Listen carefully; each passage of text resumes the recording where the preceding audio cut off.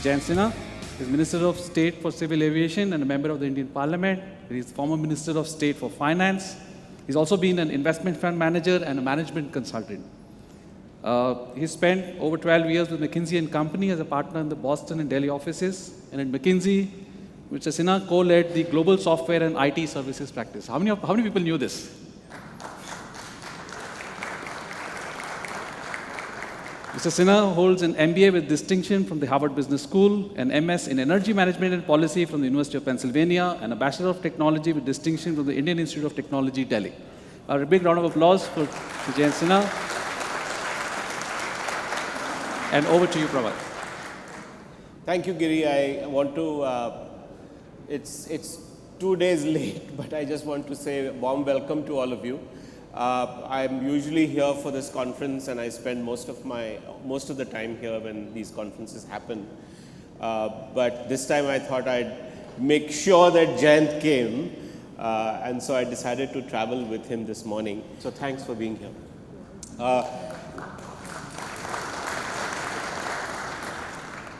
One of the things that I'm going to request of you today is that because of our relationship and our relationship that I just talked about, Jayant would like to be as open and as frank as possible.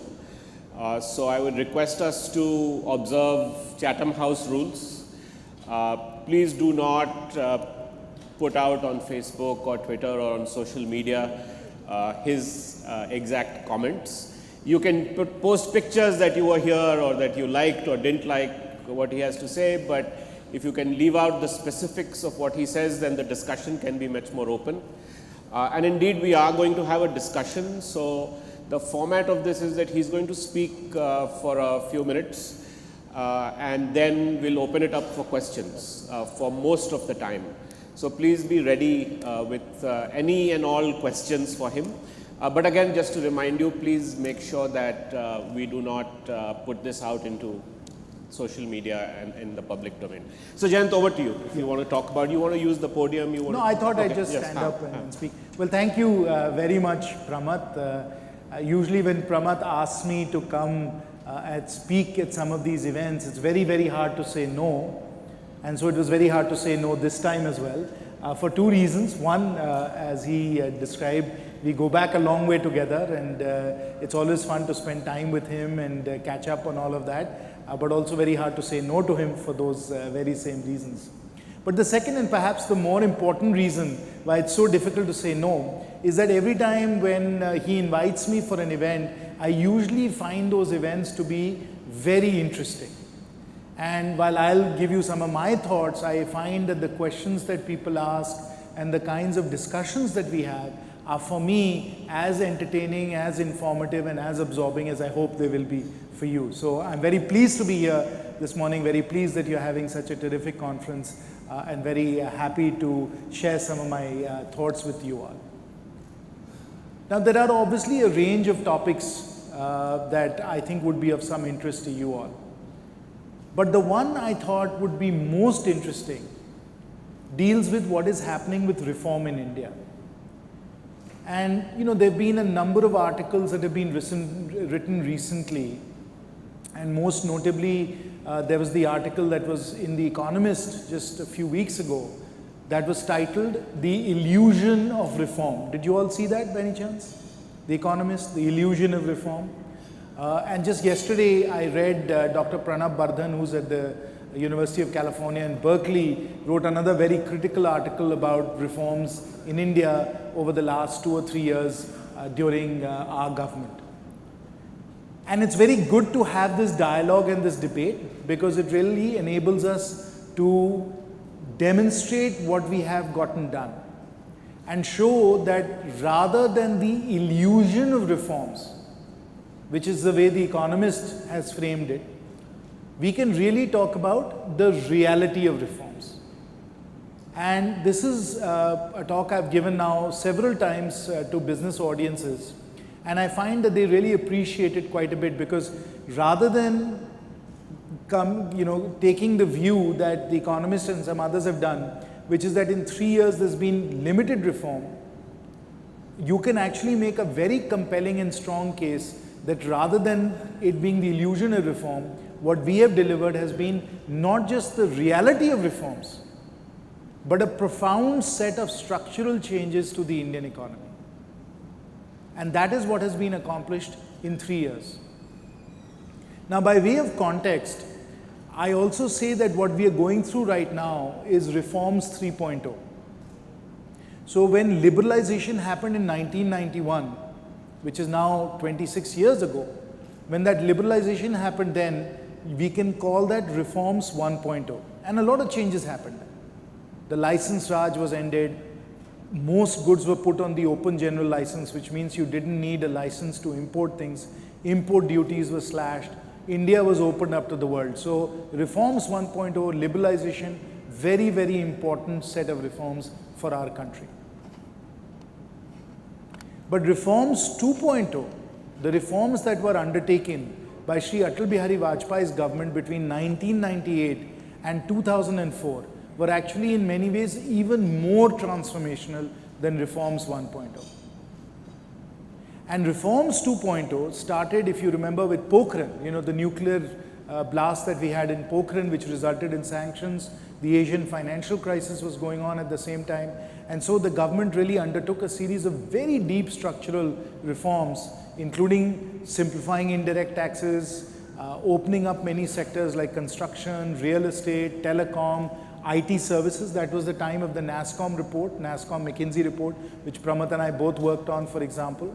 And all of those changes, as you will well remember, led to the rise of the whole IT BPO industry, the telecom industry, financial services, the growth in the capital markets, the growth in real estate, the growth in construction, all of that, and very important deep set of industry level reforms came about through reforms 2.0 between 98 and 2004.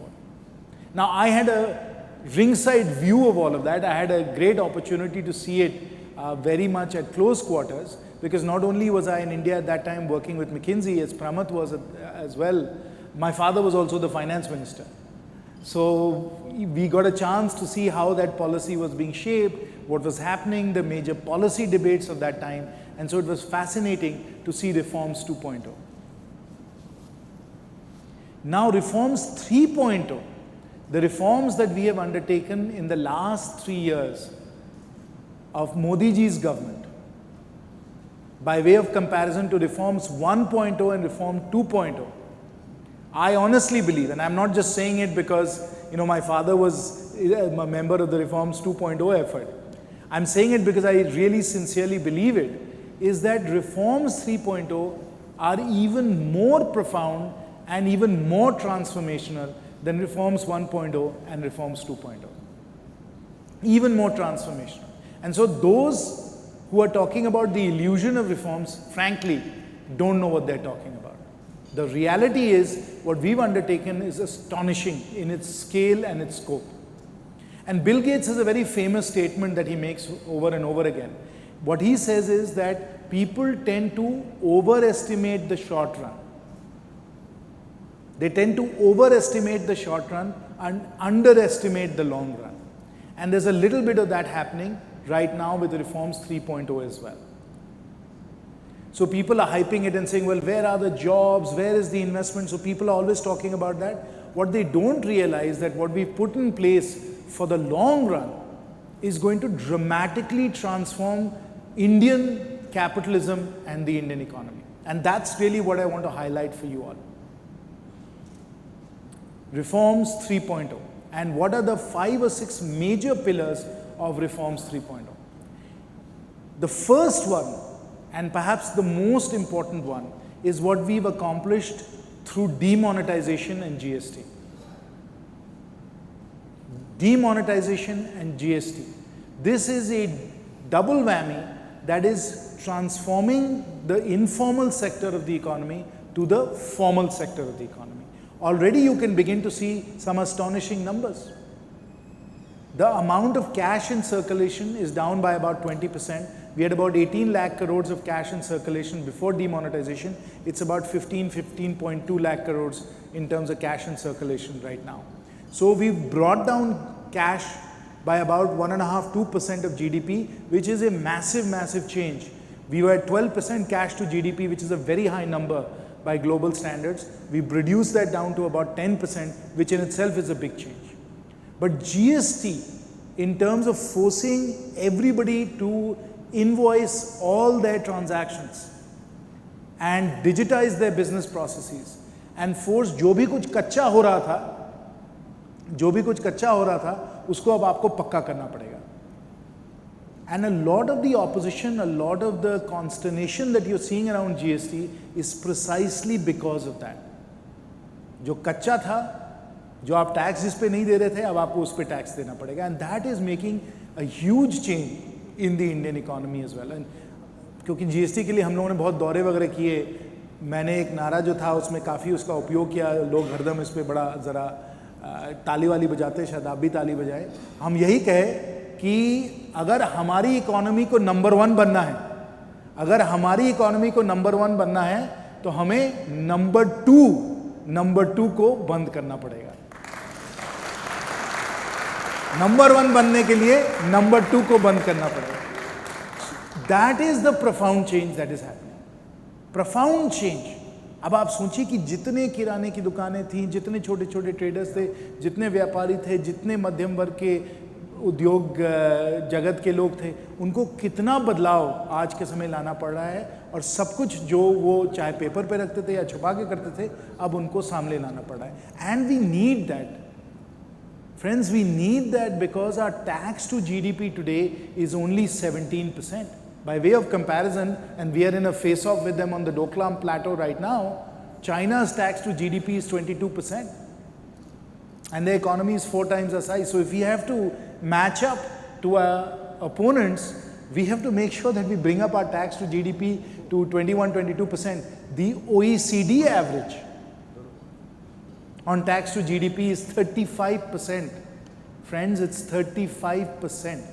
So we are at half of where we need to be if we want to build a modern advanced economy, only at 17%. This is what GST and demonetization are doing. They are increasing the number of taxpayers, they are forcing everybody into the formalized economy, and as a result of that, our economy is going to do much, much better in the long run because we'll have more taxes, more disclosure, more honesty, and it will be much better for organized business and for larger companies to do well in this environment. For a lot of companies, their only competitive advantage was they didn't pay taxes. And we had hollowed out our manufacturing base to some extent because it was cheaper to just be a trader, import from China or wherever, not pay taxes in the trade, and then be able to supply consumers with goods of that sort. And we were really handicapping our manufacturing because they were paying excise taxes, and when you were importing, in many ways you were avoiding and evading taxes. That's what we're doing by formalizing the economy. This is a profound, profound structural change that has never been done before at this scale. It's extraordinary. So that's the first major aspect of reforms that we have accomplished through GST, incredible historic transformation of the Indian economy. That's point number 1. Point number 2, which is another major thing that we have accomplished, is that we have changed the way in which monetary policy is conducted in this country. We've explicitly said we are going to do inflation targeting. Inflation has to be within the 4 plus minus 2 range. We've established a monetary policy committee so that it is not just the RBI governor that decides what the rate should be, but a monetary policy committee. Their discussions have to become open to the public. And so we've created much more stability and institutionalized our monetary policy formulation. And friends, it is no mystery why the rupee is as stable as it is. Our foreign exchange reserves are almost reaching $400 billion and inflation is at 1 or 2% right now. It is because we have changed the manner in which monetary policy is conducted in this country. Massively important. Massively important. And when the rupee becomes more stable, the cost of financing goes down and it really is a spur to investment, spur to business. So what we've done as far as monetary policy is concerned, what we've done in terms of stabilizing inflation for the common person is extraordinarily important. आपको याद होगा जब 2014 उसके पहले जब बातचीत हुआ करती थी, आप किसी से भी जाकर आप पूछें, तो सबसे बड़ी समस्या वो हरदम यही कहते थे कि महंगाई है। महंगाई थी भी, क्योंकि 3 साल यूपीए सरकार में 2011, 12, 13 3 साल महंगाई इन्फ्लेशन जो थी वो 10% से ज़्यादा थी, 10% से ज़्यादा थी। और ये 50 साल के बाद हमारे देश में हुआ था। अब जो हम लोगों ने महंगाई को इस तरीके से जिस पे हमने अंकुश बनाया है, इसका कोई मुकाबला नहीं है और इसको बहुत ही शानदार तरीके से हम लोगों ने किया है। That in itself, the ability structurally to change the way people think about inflation has been a profound change as well. Second major thing, eliminating inflation and putting this on a very stable footing, the conduct of monetary policy. Third very fundamental thing, and this is about the plumbing of the economy, which not many people pay attention to, but the reality is it's actually extremely important, and that is fiscal policy. Now, fiscal policy, we have explicitly said that we are going to bring the fiscal deficit down to about 3%. We are already at about 3.2, 3.3%. But more importantly, and what we did was again unprecedented, we took 42% of the central government's revenues and we sent it to the states in an unconditional way, and we shut down a whole host of government programs. We shut down the Planning Commission. You know how long the Planning Commission had been around? 65 years. It was in the heyday of central planning, Soviet Union, 5-year plans, all of that the Planning Commission had gotten set up. And money was being doled out to the states through the Planning Commission. Does anyone even remember the Planning Commission today? 3 साल में हम लोगों ने उसको खत्म कर दिया, आज को याद ही नहीं यार Planning Commission क्या चीज़ थी. How quickly they forget, right? How quickly you forgot it. But हमने प्लानिंग कमीशन को खत्म कर दिया. The manner in which money went to the states वो हमने खत्म कर दिया. And instead we said 14 finance commission, 42% unconditional money from the centre directly to the states. लीजिए आप 42%. अच्छा, इसके पहले you'd be surprise to know it was only 32%. तो एक झटके में at one go we went फ्रॉम 32% of the money from the centre going to the states to 42%. So that in itself was a profound change. 1/3 more money going to the states in an unconditional way. And then finally, in terms of fiscal policy, one more thing which again most people will not realize, but as somebody who is an elected representative really appreciates, we have changed the amount of money going to mukhyas, pradhans, sarpanches in this country. आपको हिसाब नहीं होगा. इसके पहले किसी मुखिया या सरपंच को एक पंचायत में आप साल के 1 या 2 लाख दिया करते थे, 1 या 2 लाख. अब हम लोगों ने उन लोगों को 15 से 20 लाख दे दिया है. हर साल हर मुखिया, हर प्रधान, सरपंच को 15 से 20 लाख रुपए मिल रहे हैं.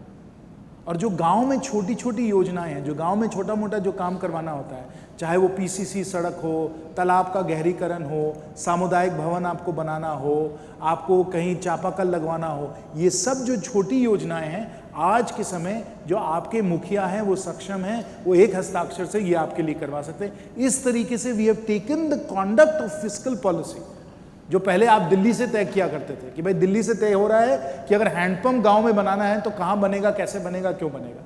स्कूल में कुछ अगर हमें परिवर्तन लाना है तो वो दिल्ली में तय हो रहा है. I mean, it was ridiculous. Ridiculous.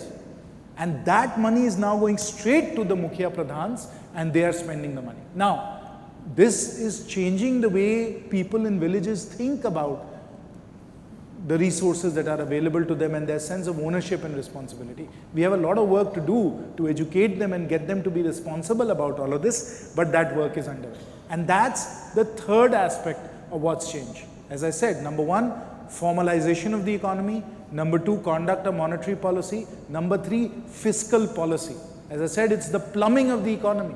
How the money, central government money, state government money flows through the economy, but we are changing that. We've changed that in a dramatic way. We put money in the hands of mukhyas. Profound transformation in India. So that's number 3. Number 4, we are pumping a tremendous amount of money into the infrastructure. Hopefully you're seeing some of that. Railways, we were spending 50,000 crores a year on capex for the railways. 50,000 crores a year. We've changed that to about 1.5 lakh, 2 lakh crores a year. And in fact, I was working in finance at that time. When we gave them the money in the budget, they were stunned, overwhelmed. They couldn't even spend that much money.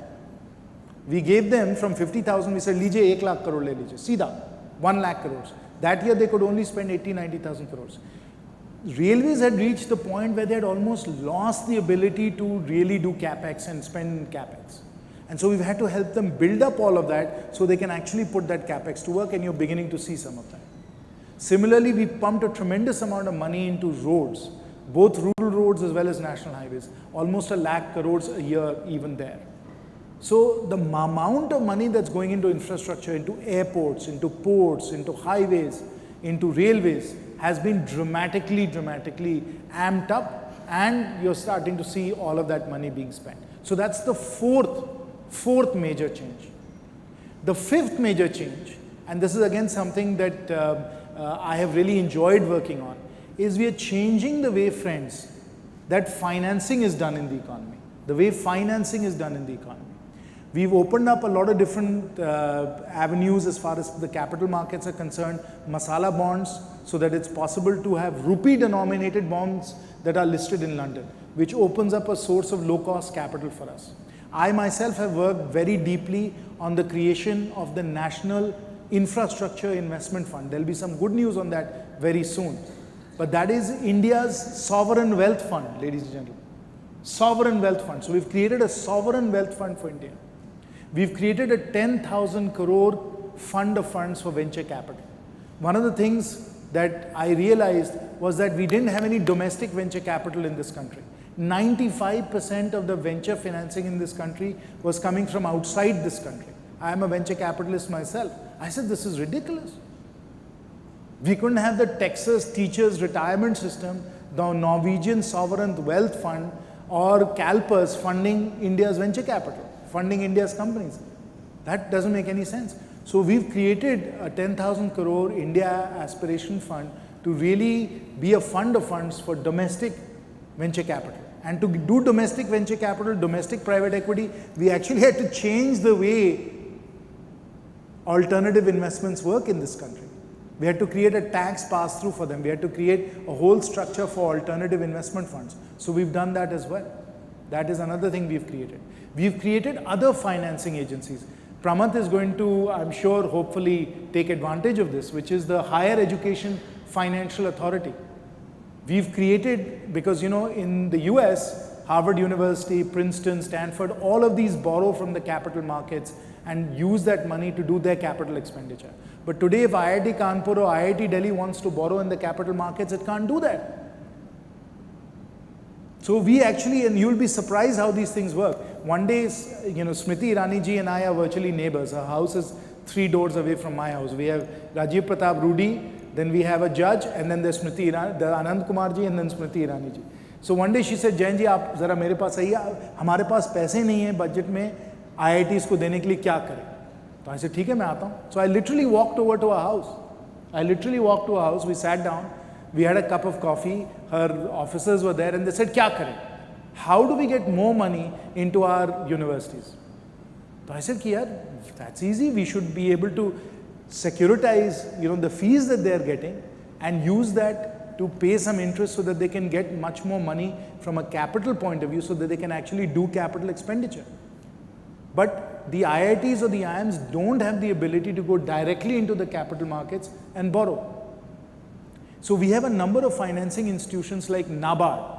What NABARD does is it borrows money from the capital markets as a financing intermediary, which then funds irrigation and other rural development projects. So we said, just like we have NABARD for rural development, why don't we create a higher education financing authority for higher education?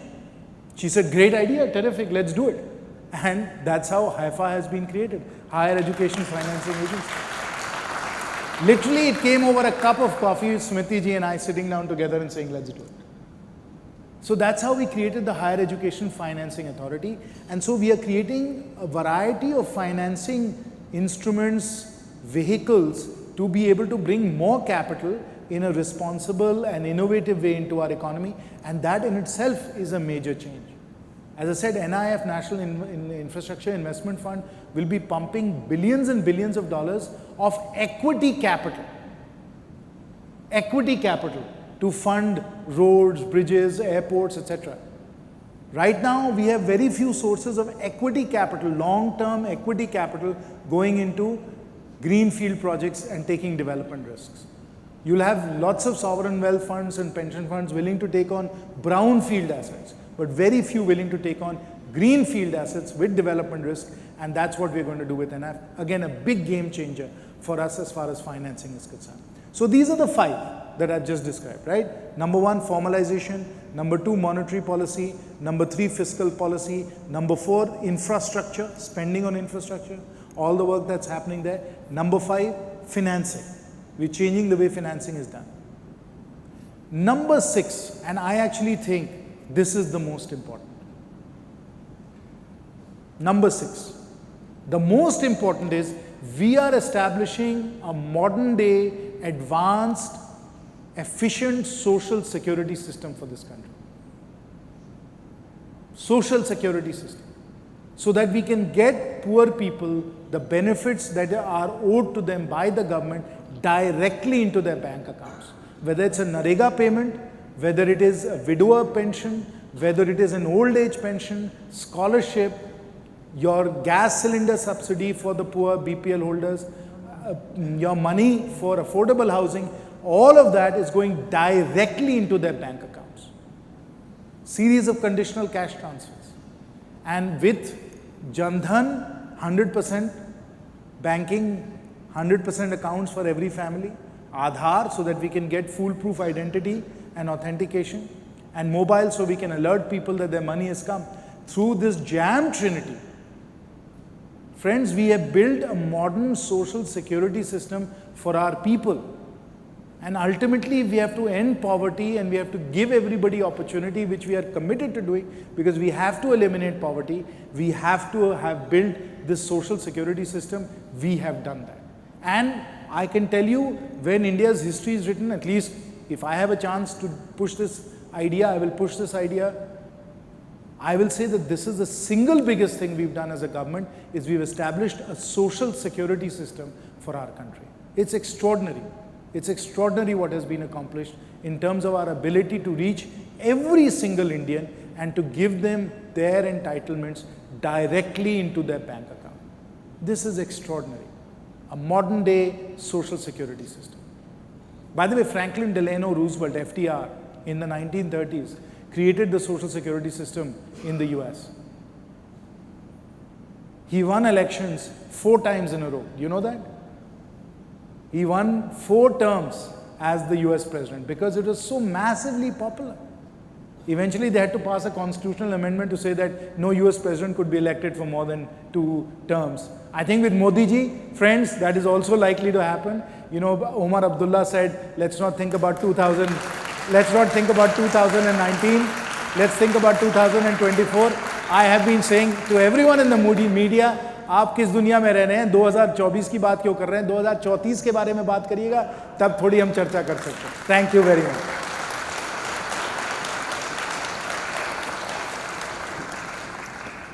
Thank you, Jayant. I think people would have lots of questions, but I thought that it would be helpful also if you could tell us a little bit about what you've done as Civil Aviation Minister. And I think we have a lot of people here who come from a fairly analytical background, and I think what you've done illustrates very well how bringing in some of the professional traits that we learn in the corporate world of looking at things ground up, analyzing things, putting things in place in a deliberate manner is driving some of the changes and the growth in the civil aviation sector. So I think that's an interesting story. If you can briefly talk about it, we still have some time. Yeah. No, obviously aviation is a very interesting sector right now, friends, because it's one of the fastest growing sectors in India. We are growing at about 20% a year, which is not possible for us to sustain for a long period of time because obviously the infrastructure will become more of a bottleneck even though we are working on it. But 20% a year for a market that's the size of India already is extraordinary. We are doing about 160 million passenger trips a year right now. That's growing at 20%, as I said. That makes us the third largest aviation market in the world already, 160 million passenger trips. Ahead of us, we have China at 500 million passenger trips, and then the US at 900 million passenger trips. So even though we are at 160 million passenger trips today, we have tremendous headroom for growth. And we'll easily, I think, get to 500, 600 million passenger trips, which will triple the size of aviation in the next 10 or 15 years right now. And aviation, by the way, friends, is already a 1.6, 1.7 lakh crore a year airline industry. I'm not talking about airports and planes and all of that. Just airlines in India, between the domestic side and the international side, are already at about 1.7 lakh crores. By way of comparison, railways are at about 1.7 lakh crores as well, and telecom is 1.8 lakh crores. So the airline industry today is as big as Indian Railways in terms of turnover and telecom in terms of turnover. So it's a large industry already, and it's growing at 15-20% a year. So that gives you a sense of how interesting, how massive this industry is and how important the growth is for India. Now, even as this growth is progressing, there are a number of different areas we are working on. But the one I think that is of most interest to people is what we are doing with Udan. And Udan is our regional connectivity scheme. Udan stands for Ude Desh Ka Aam Nagrik. Ude Desh Ka Aam Nagrik. And I came up with this nara, which has become quite popular. PM Sahab has used it himself, which is Hum Hawai Chappal Wale Ko Hawai Jahaj Pe Baithayenge. And that's what we're trying to do with Udan. Hawai Chappal Wale Ko Hawai Jahaj Pe Baithayenge. And the idea is that we have to make flying affordable. Flying is such a convenient means of transportation.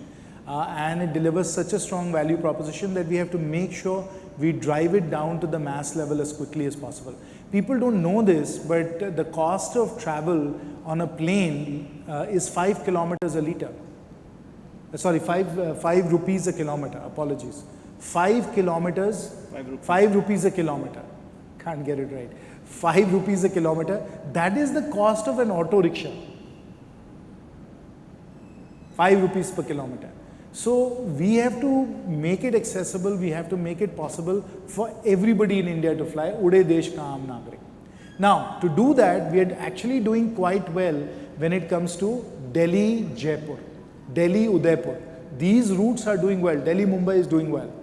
But when it comes to Bikaner to Jaipur, or Jaisalmer to Jaipur, or Jaipur to Kota, those are the kinds of routes that are not doing as well. Because we just don't have the right kind of policy measures to support that. So what we've tried to do with Udan, the regional connectivity scheme, is to put in place a set of policy measures that will really enable the regional market to take off.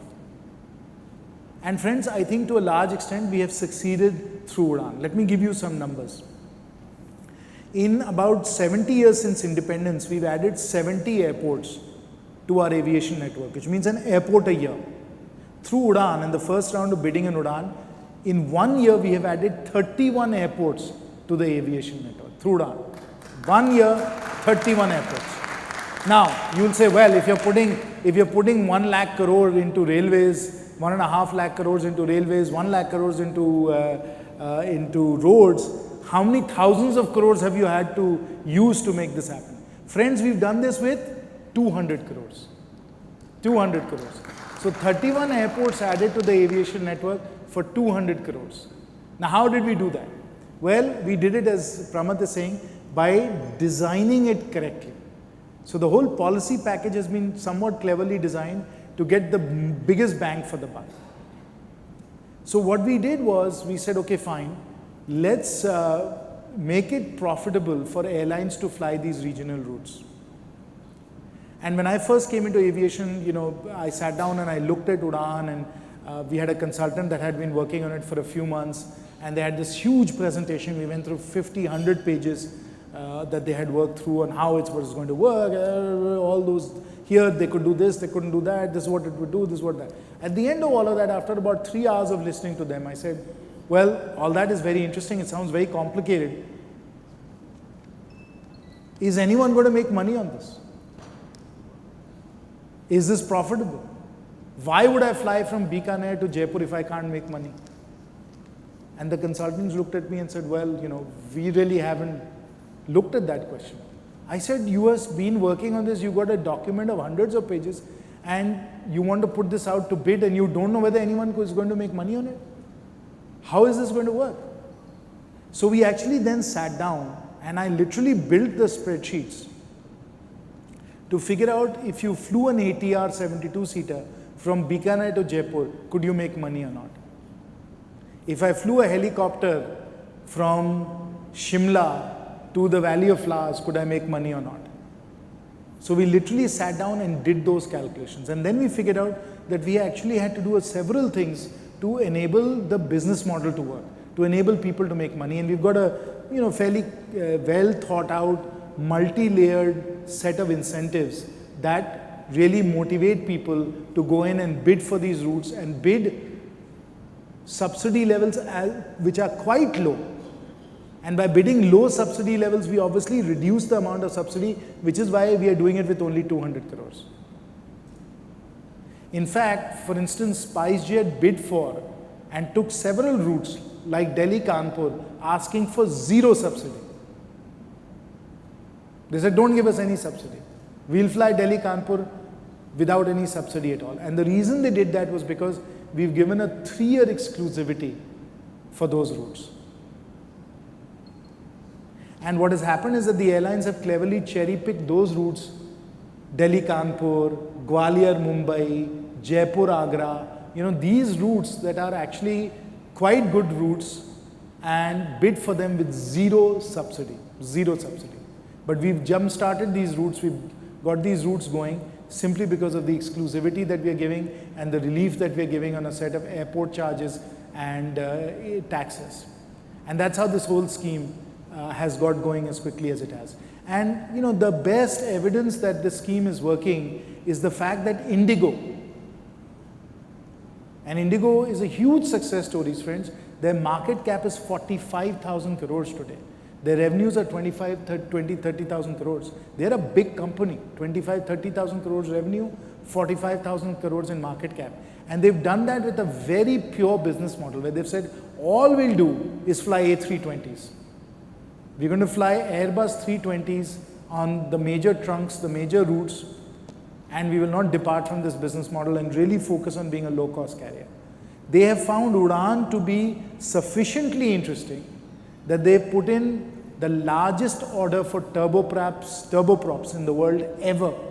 50 ATR 72-seaters from Airbus for $1.5 billion. $1.5 billion so that they can take advantage of what we're doing with Udaan.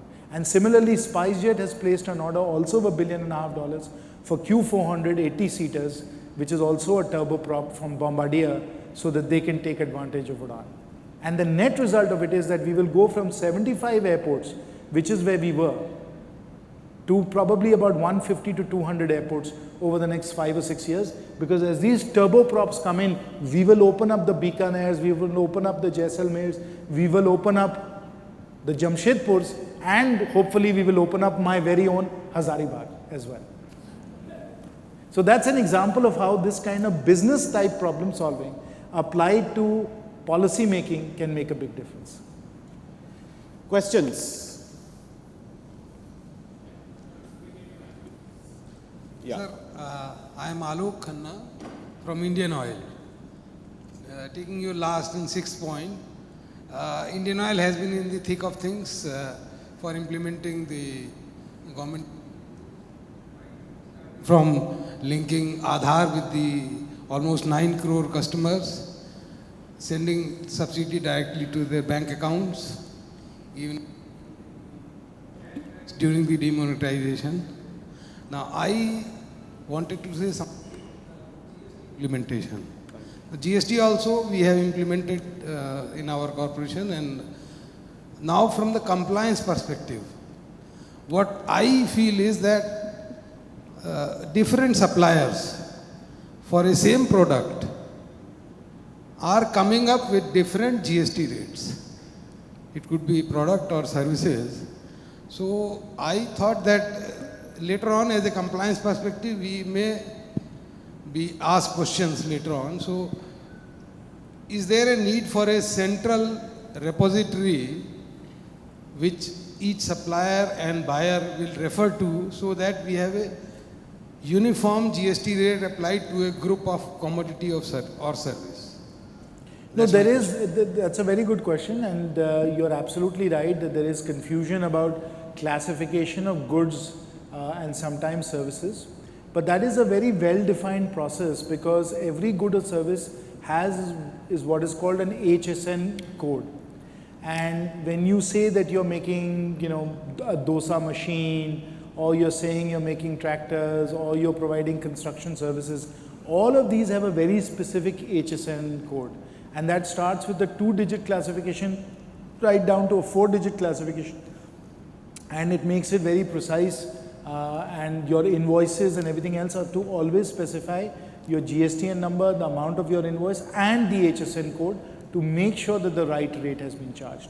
Now obviously, when GST is implemented, there will be some confusion and some ambiguity in some cases about which HSN code is applicable, but that is why we have so many of our people through the GST Suvidha Kendras and so on, helping people figure out what the HSN code is.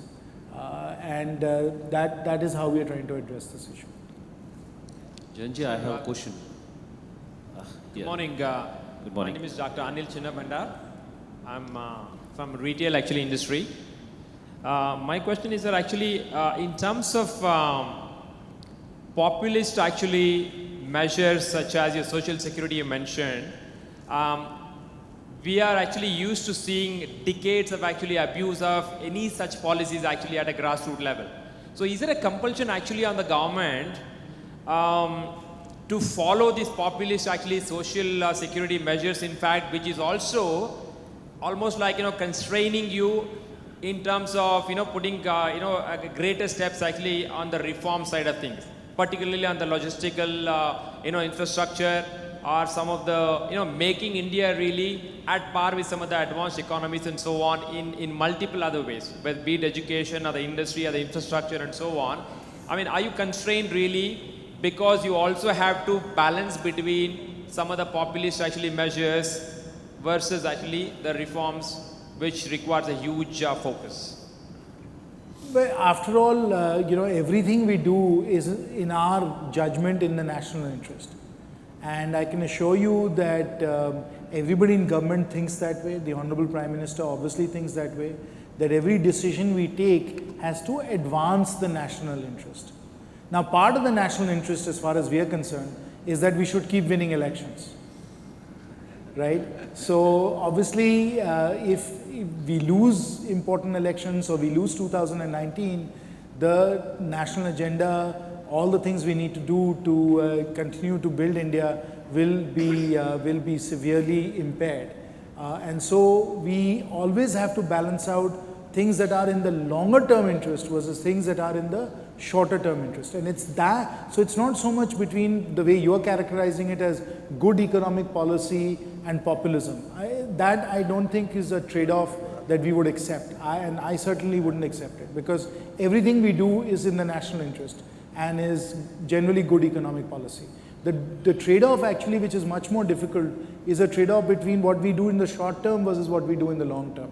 So we have to do a certain number of things that make have short-term impact. So people can experience the fact that, shauchalayas are being built, toilets are being built, that gas cylinders are available to them. So in those cases, we are working to ensure these things happen very, very quickly. Certain other things, such as, for example, putting capital expenditure into railways and so on, we know is going to take time, 3 years, 4 years, 5 years to happen. Airports get built over 10 or 15 years. So those are very long-term things that we have to do. But that's really the balancing act that we have to manage between the short-term and the long-term. Janji, I have a question. The gentleman in the back. Hello. I have a question, Janji. You started your discussion, rather the speech, with the illusion of 3.0. Now the illusion is coming from prominently from media, and we have a constitutional right of speaking and writing. But is there any control on sending a right message through the media to the common people? Because whenever we are looking at some news channel or something, we feel that the messages which we are getting from certain channels are little bit cooked, and everybody knows that. Is there any discussion which is going into a central for controlling the media messages? It may be a visual media or it may be a print media. Is there any thought process on that? I mean, first of all, let me just say, we are sworn to protect the Constitution. I have taken an oath on the Bhagavad Gita, in fact, that I will do whatever I can as an elected representative, as have my colleagues, to protect the Constitution. And last time I checked, the Constitution allows freedom of expression and freedom of speech. And therefore, everybody has the full right to say and do whatever they want to do within the constitutional framework and within the laws of the land. So, freedom of expression, freedom of speech is guaranteed to you, as it is guaranteed to everybody in the media, and people express themselves completely freely and honestly as a result of that. Now, obviously, we as a government also would like to make sure that we get the message out. So, for instance, if I spoke to you about the reality of reforms and all the things we're doing, that is part of what we have to take to the people to show them that if they elected us, we are accountable and we are delivering good governance and results to them. So that interaction between a government and a media is always going on, because we are trying through the media and directly as well through my Twitter account, my Facebook account, the Prime Minister's Twitter and Facebook account, that we can get our messages directly to the people as well. So whether it's through the media, which is a trusted channel, or through our own direct social media and so on, our goal is to always be able to communicate to people what is happening and show that we are accountable, we are transparent, we are open. Mr. Sinha, first of all, thank you very much for coming here, and we are honored to have such a learned person in our ministry, and we are seeing the offshoots of that. We are all getting benefit of that in the economy. Now, coming to my question, you talked about the tax base, and most of us being working in corporates, we are compelled to give that TDS that gets deducted, but there's large majority of people who are not giving the tax. But the point here is, what happens to the tax that we give? What happens to education cess that we have been paying? What is the kind of monetary policies are going into the education system at the grassroots level? Because government, if they want, they can implement anything they want. They want to, like linking Aadhaar to PAN card, you can do it in 2 months. You want to do anything from the government side, it gets implemented. But at the grassroots education system level, still I work for NGOs also, it is in a very bad state. Can't we do something at that level? Today we have IITs, but they are still far behind the global institutions of the world. So it is a kind of a shame for us as well that we talk about so much of brain power and everything, but still we don't have those kind of institutions to talk about. So that's one part of the question. Second part of the question is related to your ministry and talking about the taxpayers' money going into Air India kind of institutions that are the burden on the economy of this country.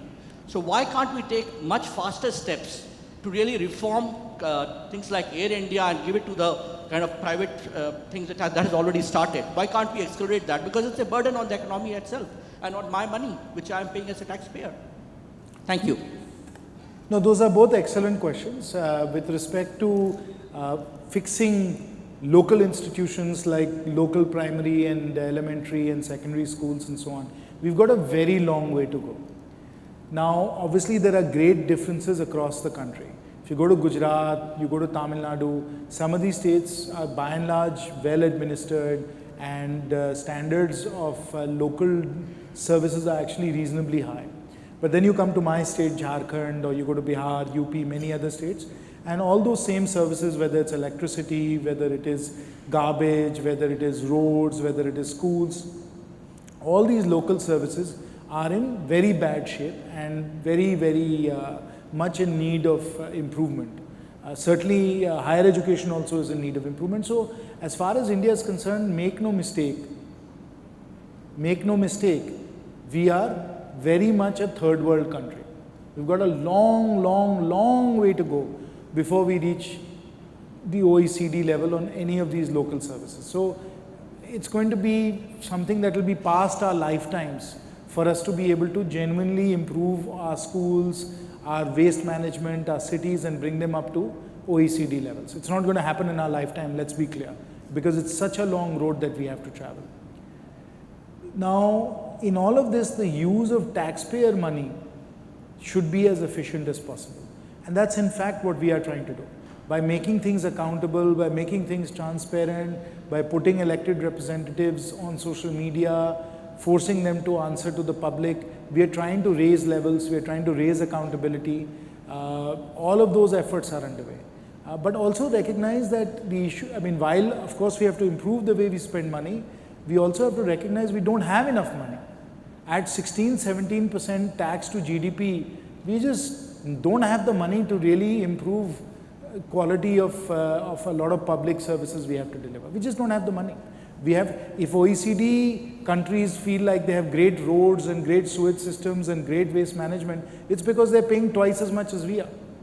And there's a whole question of who's actually paying taxes in this country. Salaried taxpayers are paying their fair share, there's no question about it. But a lot of people are not paying their fair share as far as taxes are concerned, and many people have this attitude where they say, government wastes my money, so why should I pay taxes to the government? The answer to that is not to pay taxes. Of course you pay your taxes. If you think government is not doing its job, then vote the government out. Be a concerned citizen. Put pressure on your elected representatives and your local administrators. But you can't check out of the country and say, I'm not paying taxes. That's not okay. Fine, if you don't want to pay taxes, go to Dubai. But if you are a citizen of this country and you live here, you have to pay your taxes. So it's a very complicated, difficult set of issues. We are working on it. It will take a long time to fix, but we have to be committed to fixing it. Sir. Sorry. We have one last question. Oh yeah, as far as Air India is concerned, you obviously know that we have improved Air India substantially already. It's gone through a major operational turnaround, and there is a whole disinvestment process that has been started. Let's see what happens.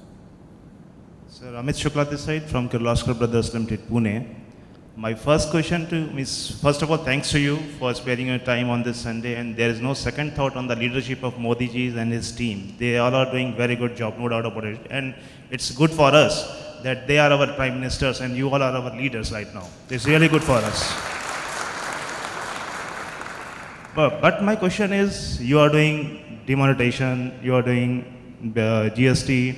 So, demonetization is fine because it's direct from government side and we all are acting as per the government rules and regulations. But GST, it's a big revamp, you can say it's a big transformation in sales and purchase scenarios, right? And we all are on different ERP platforms. Some are on SAP, some are on Oracle, some are on different platforms.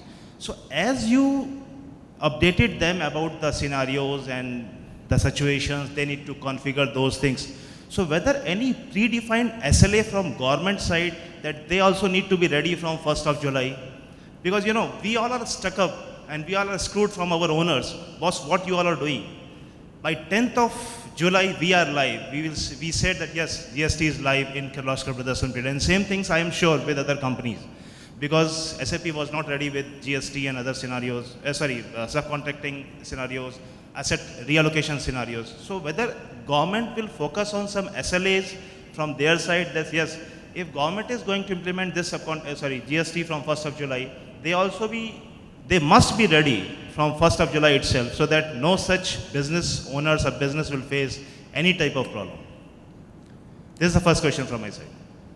No, obviously we have been working with all the ERP providers, and you saw also just when GST got started July 1 and even earlier that many of the ERP providers were actually advertising Tally and others to say that they were GST ready, that they could issue the invoices, they could get all of the work done.